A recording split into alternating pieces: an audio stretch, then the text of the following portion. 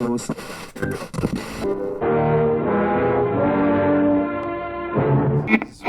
be honest with you guys, like this is one of the funniest movies I've seen in a long time. Oh, like, thank you. I love like movies like Deadpool, raunchy type Yes, of humor, yeah. but I'm really attracted to clean and like clever, funny humor.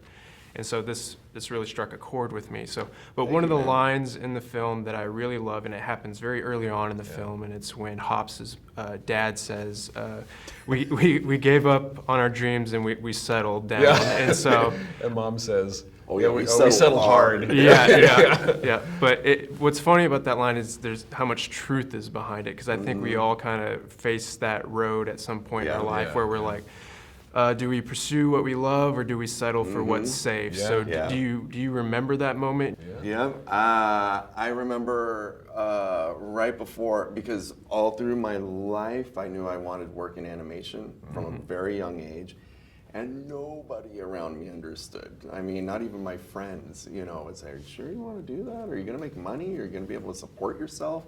My family felt the same way, and but I kept moving towards this goal, and I applied to CalArts, California Institute of the Arts, to the animation program there, and I got accepted.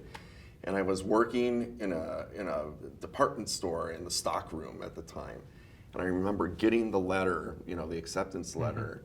I was like, oh my God, I'm going to go do this. Do I really want to give up my great job in the shoe department stock room?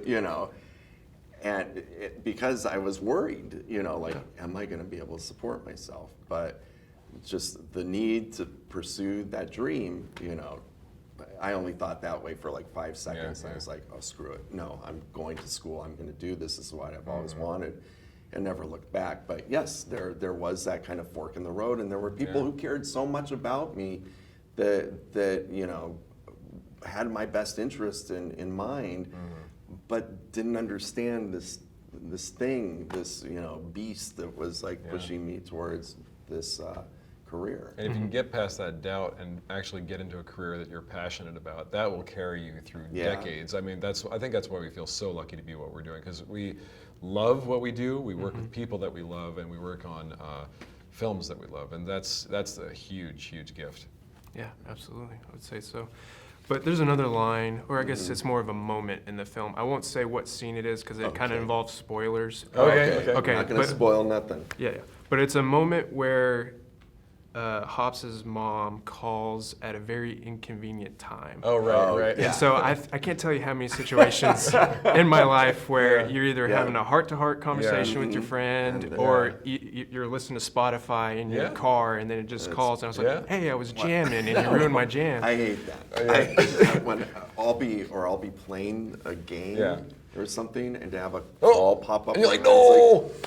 I'm right in the middle of my game. I'm really loving Candy Crush right now. Well, they care about you. They want to know that you're okay, your mom and dad. So that's why they call. Yeah. But I love that scene too. Yeah, that's great. It just feels, everyone who sees that says like, oh my God, I can so relate.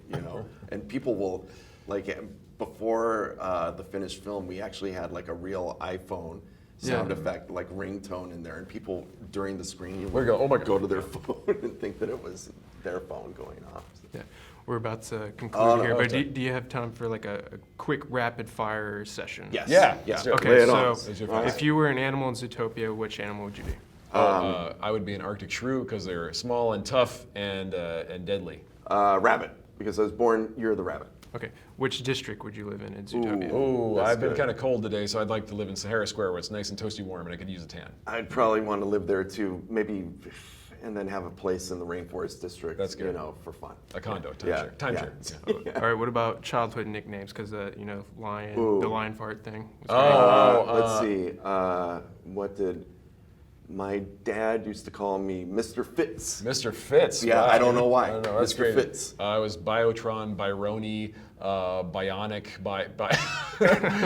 Byron, Brian. Yeah, like any kind of version of Byron was. Yeah. All right, last one. Animated crush. Have you ever had an animated crush? I think Ariel. I think honestly, I had a good huge one. crush on Ariel because there was something about her she felt like a living, breathing being to me. That was amazing. There was an old Saturday morning cartoon called Wacky Racers, and there was a character of Penelope Pitstop. Oh my God, I was so in love with her. Yep, as a I had kid. that video. Oh Yeah. my God, yeah. Awesome. And Wilma Flintstone. Oh yeah, A little bit, a little bit. That's a good one. Well, thank you so much, Thank guys. you. Look forward to talking. Nice to meet you.